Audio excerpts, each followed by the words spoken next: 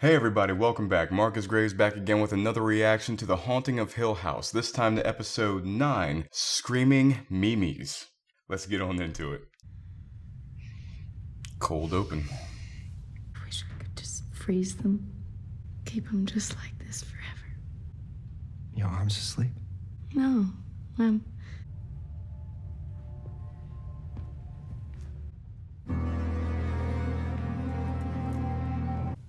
And I felt it all. I started bawling. And right then, I heard these taps on the window. I thought it had to be hail. So I cried harder. The hail came harder, too. And it shrieking, and I ran in there, and... She's kind of getting the sense, too.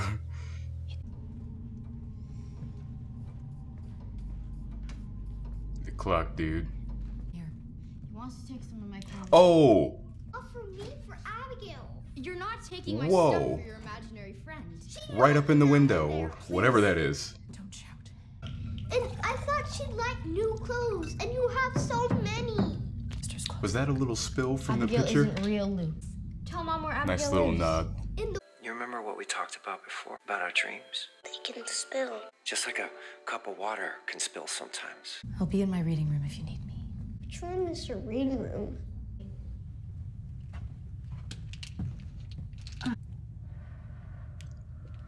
Is she in the red room?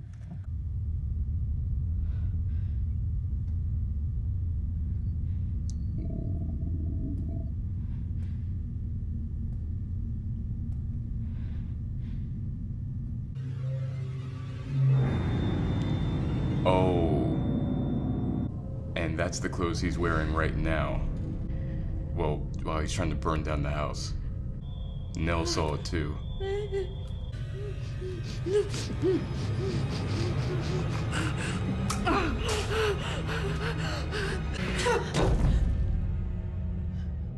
I know it.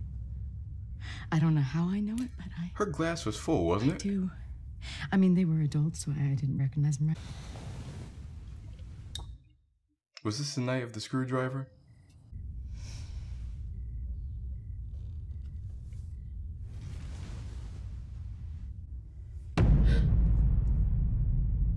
Poppy with the screwdriver. This is the red room. Losing a child. Do you think there's a thing worse than that? Losing a child. I don't think nights ago. They first tried this with During the Clara, storm that I with the lost my Dudleys. little girl. I dreamed I lost my little girl once. I dreamed she was choking on her own body, shaking like she was in the hot squat. And it took days, weeks. It took weeks for her to quit gulping that watery. Finally, she did. She breathed, ragged and hard. She and is not stiff blinking. in one of her eyes. Perfect, aren't they? Oh. You? Mm-hmm.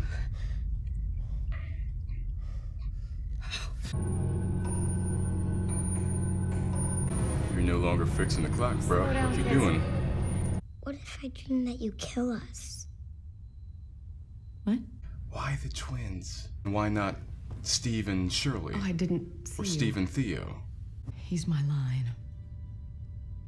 I've always Look at her wanted someone in the to background. She's like keep me grounded, keep me keeping her out of my mouth head. very tightly, like she's trying to, like she's trying not to say anything. No, you listen to your gut. Hold the door. Hate Hold you. the door. Even if he Hold the does. door. Little children. 2 children the same age as my... Their ages. Maybe it's their ages because they line up with the Hill children. You're stressed. No, You... I'm not. And the I father was was all like the Steve. things.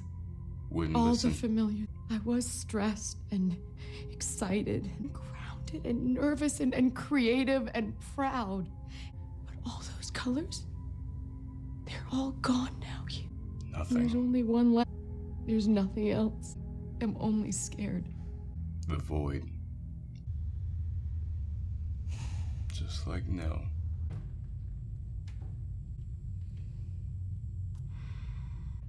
That was the rat poison when he was down there, wasn't it? Kittens need their mommies and then they don't. The age. Well, or at least where they're at in their development is what attached the house to Nell and Luke. I'm sorry. Who? Abigail. I'm sorry. Luke said it was okay. So did Dad. What a cute little demon baby. In any trouble. It's open. You found the key. Yeah, unfortunately she did. Abigail, how do you take your tea? Oh, I don't know. fuck. The rat poison. Abigail's not allowed. Yeah. What dream? Abigail! Just a moment and then there'll be no more pain. Oh, whoa, whoa, whoa, whoa, whoa, whoa, whoa. Is Abigail Clara's daughter? Abigail is Clara's daughter. She actually is freaking real. Abigail doesn't get out the house much. I keep my daughter far away from here.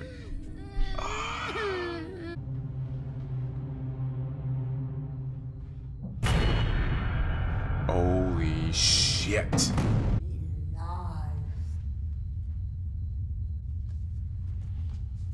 What did she say?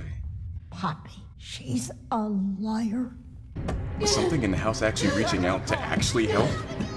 Because that one didn't seem malevolent. He's killing. He's driving them into the dark. He's killing them. He's killing all of them. He's driving them toward a silver table. He's driving them. Well, the ironic thing is that she's right, but they manipulated the circumstance to do so. The other body.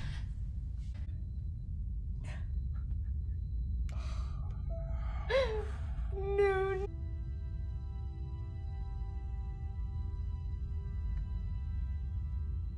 And then she said that Abigail doesn't dress like you do. She dresses like an old time. So does Clara. Just continuing to put it together. Just thinking out loud.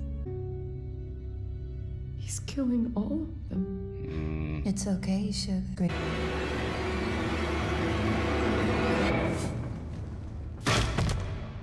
Oh, God. It's interesting that she didn't really touch her to kind of push her off. She just almost gave into it. Not even almost. It's gonna be a long summer. Well, haven't you always wanted it in the summer? Did you see the staircase? It's awesome. You I got mean, it. it's just. Are you sure? You guys go on without me. How could we? One of the takeaways, maybe my biggest thing, was the fact that, you know, with this whole time we're like, yo, Abigail is a ghost. Abigail, you know, is part of the spectral world. But you know what? And that's why, like I said, there was a point where I was thinking out loud where I'm like, yo, it's all starting to come together now. They lost their little girl, the Dudleys, their first girl, but they did mention that they had at least another kid, if not more kids. She talked about her daughter, and it just never occurred that the girl that he's been seeing and hanging out with was Abigail Dudley. Who's the woman that she went off with? Woman had a big old booty. And during two storms, the storm was going on, and the husband had come down, and then the wife came down. She said, "Oh, I was just," and I'm like, "What other room were you in that you guys were separate for this point in time?" So she's been going in and out of the red room. They are the key that unlocks it. Poppy is the malevolent, or at least one of the malevolent forces in this. Now, a couple questions I have about that. One, motivation-wise, it makes sense why Poppy's going after Olivia, mothers. It makes sense why she's going after the children. But why specifically Luke and Nell? The only reason I could think, and it's conveyed early in the episode, about how they are not this age anymore. They're, if not, you know, and of course maybe not the number itself, because obviously they still are going after Nell, or went after Nell, and are going after Luke, though they are older. But during that moment, that little snapshot in time, that stage of development for Nell and Luke, that Theo had already passed. Well, according to Olivia earlier in this episode, Theo never really had. she's always been kind of isolationistic and not unaffectionate, but touch adverse, even before her powers manifested. Steve and Shirley were long past that age. And it conveyed that connection that she had with the twins when she was so caught up in both of them. And Hugh was like, "Is your arm asleep?" And she's like, "No, Luke is..." And then he was gone. She was so caught in that snapshot that she didn't even realize that her son was gone and that her husband had taken him, which also is symbolic of later on how she would feel towards Hugh, or at least how Poppy would manipulate that situation to be like, "He's taking your kid, he's taking your kids, he's always taking the kids." Because even back in episode 5, I wonder, why does she have a locket just of the twins? Why not mementos of her other children? And as the show is going on, she does not have mementos of her other children. And obviously we see her interaction with her children, so it's not a matter of favoritism. So far, the only thing that would seem to be conveyed is the fact that those two are her last moments of this stage of development, this age. And because of that, because of her attachment to them, Poppy is going after them. In particular, I really don't think she would care, but in particular. The other thing I want to bring up is potential different forces in the house. When the father is running to get the kids, well, particularly to get Steve, we're still missing a moment. We got Luke and Nell. He put them in the car. We know Theo came down because she heard a ruckus. He still said, "I have to get Steve and Cheryl." Even in this episode, we still saw him going to get Steve. We never saw him going to get Cheryl. Now, that could be either because we're supposed to surmise that, yes, eventually he did get her because we know he got her, or something is still going on there. Poppy was telling Olivia he's going to take them away and they're going to go to the Silver Slabs or go. But the older woman, who I speculated before may have been Mr. Dudley's mom, was warning her against listening to Poppy. If the Hills are the malevolent force, particularly Poppy, are the malevolent force in the house, who's this woman? I'm trying to remember what Mr. Dudley said about his mom. She most likely died in the house, so that's why her spirit still remains there. Mr. Dudley came back with Clara. He met Clara after his mother's death. After his mother's death, she was calling when Luke went up to the room. She was calling for Clara, possibly as a warning. Leave. Get away from here. They listened. That woman is probably the only force for quote-unquote good in the Hill House. We're trying to warn Clara, just as she was trying to warn Olivia. A little too late, bitch, but but at least you tried. On to episode 10. Well, I hope you guys enjoyed this reaction. If you did, please remember to like, comment, share, and subscribe if you're so inclined. Check out my channel for all my other content that I have on there, reactions, breakdowns, my short film Yin and Yang, all that good stuff that's on there. And I'll see you guys next time. Have a good one.